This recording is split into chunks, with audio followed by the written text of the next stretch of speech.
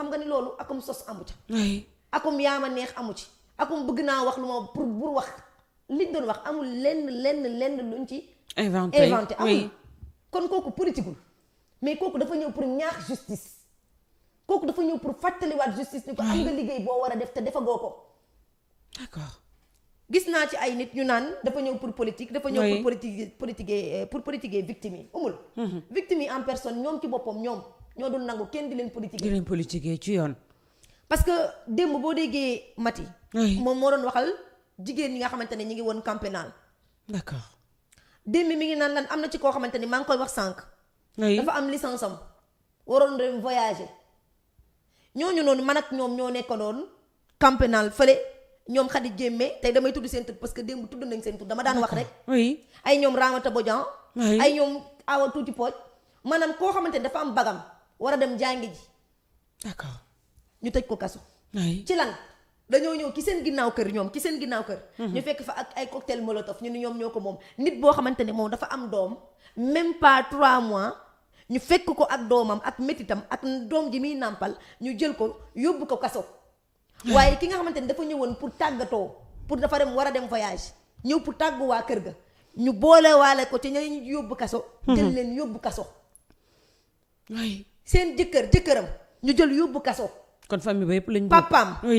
maanaam maamu xale yi ñu jël ko yóbbu ko kaso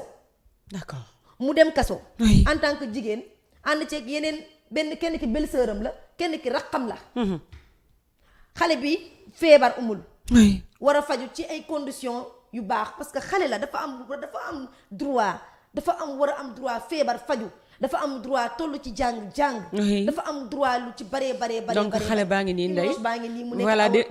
démb laa koy door a gis si kii laa la doon expliquer kon kii mooy Awa Tuuti Pooj moo nekk nii kii laa la doon expliquer kii gone gi de saf na sàpp ci plateau yi kii ci sama kanam man ci sama kanam la doon jàngee raam kii elle a grandi en tout temps kii kaso ba la jàngee dox ñu naan ko tette kaso ba la ko déggee kii xale la kii jooy loolu la ñu bari démb kii xamul woon lan mooy téléphone kii xamul woon lan mooy vélo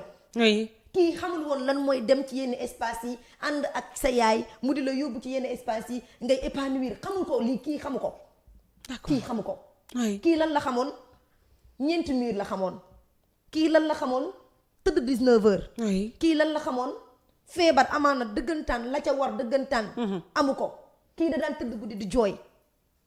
yaayam da daan bëtt ay bëtam di jooy wallaahi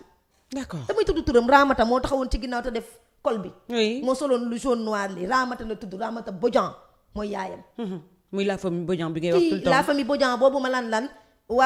waa société civile bi pourtant fii lañ téewoon famille Bodian boobu te amoo leen lenn loolu lañ ci wax te nee ngeen yéen ay xeex ak yelleefu doomu aadama ñii ñu xañ leen seen ak seen yelleef nit boo xamante ne deful dara umul am doom ak lu mu mettee sa doom amul dara loo koy def lu dul di ko yóbbu si kaso umul loolu kenn ñaanu ko suñu borom am sa doom di màggee kaso am sa doom di raamee kaso loolu kenn bëgg ko te dafa dal famille bii mu nekk lu metti yaay ji xamul dara ci àdduna mooy ñi nga xamante ne reetaan kaf foo la ñu xam man loolu laa ko xamal ñoo daan dend benn lal bu ñuy tëdd ñoo daan bokk benn lal bu ñuy mais umul lii dafa metti ci xol surtout bu fekkee ne ci injustice ñu jël la teg la ci injustice totale boo xamante ne yow dañ la caa teg bu nekkoon yaay ji rek la ñu yóbbu mais yaay ak doom bi nga xamante ne dafay nàmp feragul ak ay raqam ak jëkkëram mais umu kii kan moo leen di toppatoo kan mooy dem ci procureur ba wala nga dem ci juge d'instruction ba nan ko bàyyil diw famille lëmb nga jël tëj leen ci kaso yàq seen liggéey lañ waroon a am duñ ko am ci moment boobu noonu lan lañ ci waroon a réaliser xale bi am bac war a dem dem jàngi ji université nga tëj ko kaso xale bi am licence waroon dem voyager nga tëj ko kaso ne umul lii avec ça ñu ni Macky Sall dafa nekkoon ci réew mi pour defar réew mi avec ça ñu ni Macky Sall dafa nekkoon ci réew mi pour bëgg lu neex sénégalais yi mais umul nañ waxante dëgg lii dara ko ni koo metti te kii benn kaa la ci kaa yi jour bi may génn kaso moom jour boobu la génn kaso moom mii d'accord même jour la Ramatu Géeju génn kaso ak Awa Tuuti Pooj ak Khady Diémé ak seen beneen sœur bi mu nekk lu metti umul sa doom di jooy guddi da daan jooy parce que xale la kaso ba la defee léppam day feeñal day jooy guddi di jooy bëccëg nga nekk ak say moroom kenn ku ci nekk tëdd guddi sa doom di jooy ñu naan la na nax ko na noppi nit ñi dañuy tëdd umul loolu neexul ci xol te kan moo la ko teg ñu ne Macky Sall moo la ko teg demoo sàcc woo umu rayoo nit umu diffamé woo nit amul dara loo def nit yow muy infraction muy benn infraction lan la def maa ngi sama kër toog di nàmpal sama doom ñu ñëw fekk leen fa yóbbu leen lan ngeen def cocktail molotov yaay ji ku ko xool xamul sax nan la cocktail molotov mal parce que man toog naa fréquenté naa Ramata Diédhiou waxtaan nañu sama xarit la kii xamul lu ñuy defaree ay cocktail molotov kii ku am doom bu bees tal nga leneen lu dul naan da ngay defar ay cocktail molotov xale boo xamante ne dafa toll ci jàng ku ndaw xali jéeme am bagam kooku tal na ay defaree cocktail molotov koo xamante ni dafa am licence maanaam umul nañ waxante dëgg li nekkoon ci réew mi dafa metti ñu amoon espoir ni nag doolu dafa war a jeex ci réew mi ba boobu ba léegi amul benn yoon tànki kanam amul avec ça ñu ne justice war ta def liggéeyam ñii ñoo yey fàttali te kii ku ndaw la mère Awa ñépp xam nañ ko mère Awa da daan xëy suba pour mu dem sangu pour mu jóg fi mu toog foog ñu tàngal ndox xocc ay tànkam umul mère Awa mag la am njaboot ana seen yaay tëj nañ ko lan la def nga ni suñu yaay deful dara dañ ko xëñ ak ay yaay akam ak yelleefam dem tëj ko ci kaso bi umul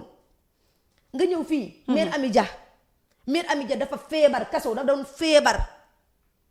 pour mu lekk foog mu am lu mu jël pour mu naan foog mu am lu mu jël ñaata yoon la mère Amy Dia honorable député daanu ci kaso bi ci suñu kanam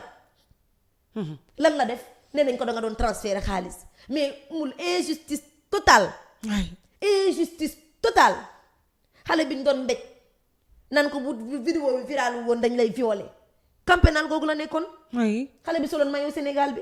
ay ñoom Yacine ay ñoom Nafisatu bu lay expliquer ni ñu ko jàppee salon lañ ko fekk muy léttu umul ñu ne terroriste la Nafisatu comme man la toll umul comme man bari tuuti na ni yow comme man la toll fekk ko salon muy léttu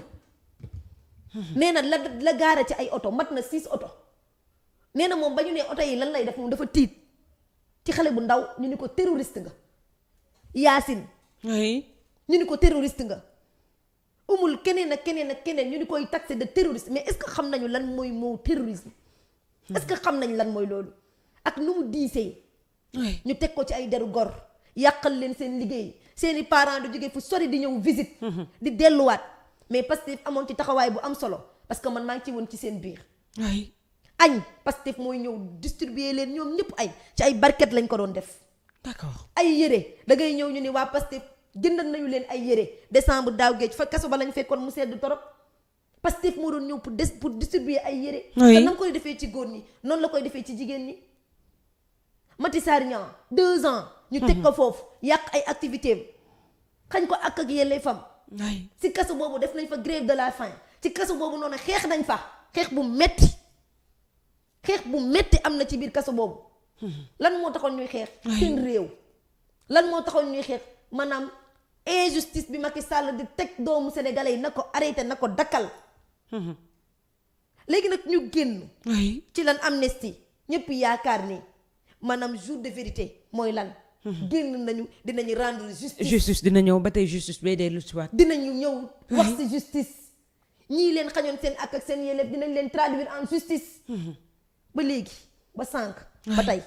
alors Ndeye ci loolee moom muy di Ousmane Sonko yëkkati na ay kàddu ba tey daal di koy jébbalaat li nga xam ne moo nekk wàllum yoon ak yoonal ginnaaw bi mu fàttali ne rek nee na ñi nga xam ne tey jii seen njaboot dañ cee ñàkk seen bakkan donc nee nañ ñàkk nañ seen bakkan waaye du doon loo xam ne lu niil lay doon maanaam ce ne sera pas pour rien mais également nee na li nga xam ne moo nekk la justice la vraie viendra maanaam daal coow li Ndeye li ñu ci mën a dégg ni mooy encore une fois Ousmane Sonko mu ngi interpellé waat ñi nga xam ne ñoo yor wàllum justice waaye am na njort gu rafet ne donc buñ ci taxawee dëgg-dëgg justice bi nga xam ne moo tax ñuy wax boobee ba tey sénégalais yi di ko jooy justice bi ni mel dina dellu si waat. umul kañ la justice di dellu si waat. looloo jar a laaj. kañ la ñuy rendre justice kañ. umul kañ la ñuy rendre justice ci réew mi kañ. oui. Awa Tuuti Pod mii. oui ak yaayam kañ la ñuy rendre justice ci ñoom. undul ñii dama dund ak ñoom lu méttee dafa métti nga ami internautalu Sénégal bu ko defee rek ñu daal di wéyal ni li nga xam ne moo nekk waxtaan wi bu ko defee ma dikk ci li nga xam ne donc la lecture de ce qui reste sur le discours du président du parti Pastef mu nekk Ousmane Sonko ni ki démb ci journée bi nga xam ne daal nañ koy jagleel donc suñu matériel Ndeye s'il te plaît calme-toi donc bu ko defee rek mu nekk loo xam ne lu metti la donc aux anciens détenus politiques et aux blessés, à vous qui revenez donc des ténèbres ba tey ci kàddu Ousmane Sonko yi, à vous dont les corps donc racontent l'histoire mieux que n'importe qui donc commence. Alors on poursuit. Vos cicatrices sont des donc déclarations nationales.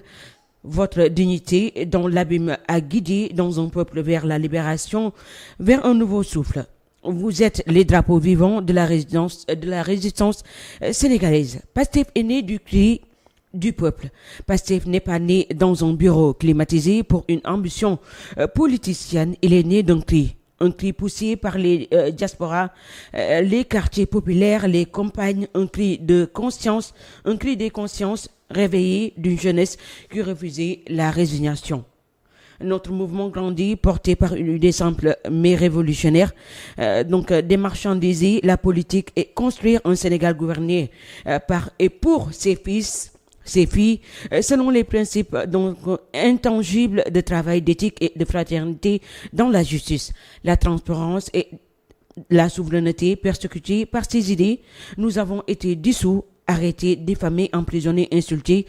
calomniés, tués. Mais chaque oppression a renforcé notre conviction en nos cœurs. En emprisonnant nos corps, ils ont libéré nos consciences. Nous étions un cri du peuple. Nous sommes devenus son espoir plus son choix. Mon engagement est né d'un serment ancien, ne jamais supporter l'injustice. Ancien inspecteur des impôts et domaines, j'ai vu des mains vendre le patrie.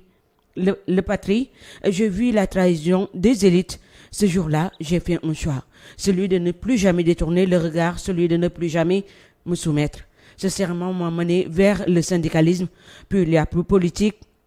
puis vers vous, puis vers la radiation, puis vers la persécution, puis vers les tribunaux, puis vers la prison.